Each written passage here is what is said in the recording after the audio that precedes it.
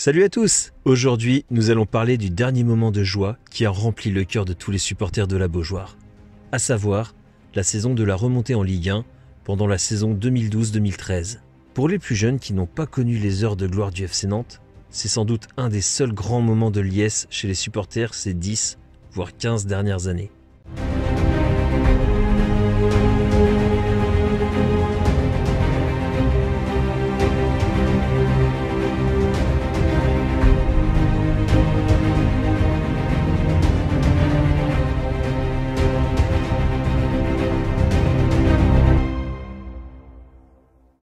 Durant cette saison, le coach Michel Derzakarian a succédé à Landry Chauvin en revenant sur les bords de Loire après son premier passage en 2007 et 2008.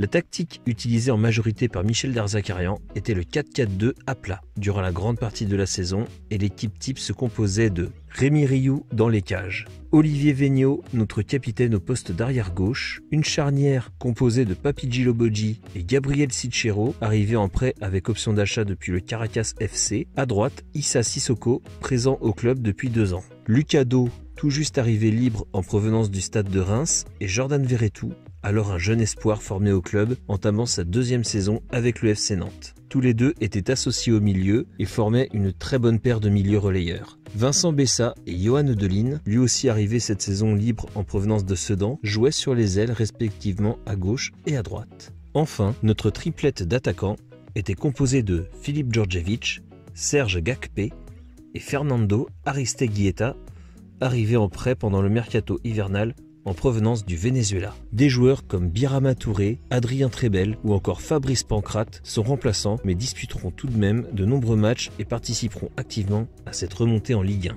Lors des 10 premiers matchs de championnat, le FCN confirme son statut d'outsider en récoltant 16 points en 10 matchs grâce à 4 victoires, 4 matchs nuls et 2 défaites, se plaçant ainsi à la 6e place du championnat. Dès la journée de championnat suivante, grâce à une victoire 2-0 face à Dijon, le FC Nantes grimpe à la 2e place du podium. Podium que le club ne quittera plus jusqu'à la fin du championnat. Le FCN sera même sacré champion d'automne en cumulant un total de 37 points devant l'AS Monaco à 36 points et le Stade Malherbe de Caen à 33 points. Le club fera donc une grande partie de la phase retour à la 2e place derrière Monaco, solide premier. C'est finalement lors de la 37e journée, contre un club de Sedan déjà condamné à descendre en national, que le FCN va confirmer sa montée en Ligue 1. Lors d'un match relativement fermé dans un stade de la Beaujoire à guichet fermé, c'est finalement Florentin Pogba, d'un but contre son camp, qui va libérer les supporters nantais et confirmer l'ascension en Ligue 1. Dès le coup de sifflet final, les supporters ont couru sur la pelouse pour fêter ce retour dans l'élite. S'ensuit une nuit de liesse dans les rues de Nantes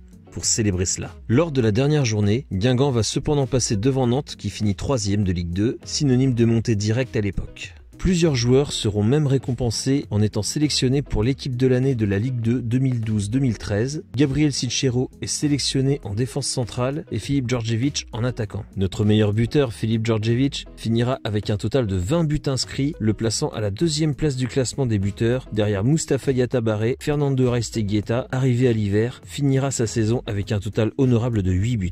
Jordan Verretou finira, lui, avec 6 passes décisives. Michel Derzakarian, quant à lui, sera nommé parmi les 4 entraîneurs de la saison, mais c'est finalement Jocelyn Gourvenec, ancien joueur du FC Nantes, ayant participé à l'épopée en Ligue des Champions de 95-96, qui remportera ce prix avec Guingamp. On ne peut qu'espérer que le club retrouve sa grandeur d'antan et nous fasse de nouveau vivre de telles émotions. Voilà, c'est fini pour cette vidéo sur la remontée du FC Nantes dans l'élite du football français. J'espère que cette vidéo vous a plu. N'hésitez pas à laisser un pouce bleu et à vous abonner à la chaîne de l'Assemblée Jaune et Verte. N'oubliez pas la petite cloche pour obtenir les informations à chaque sortie de vidéo. Passez une bonne journée et allez Nantes!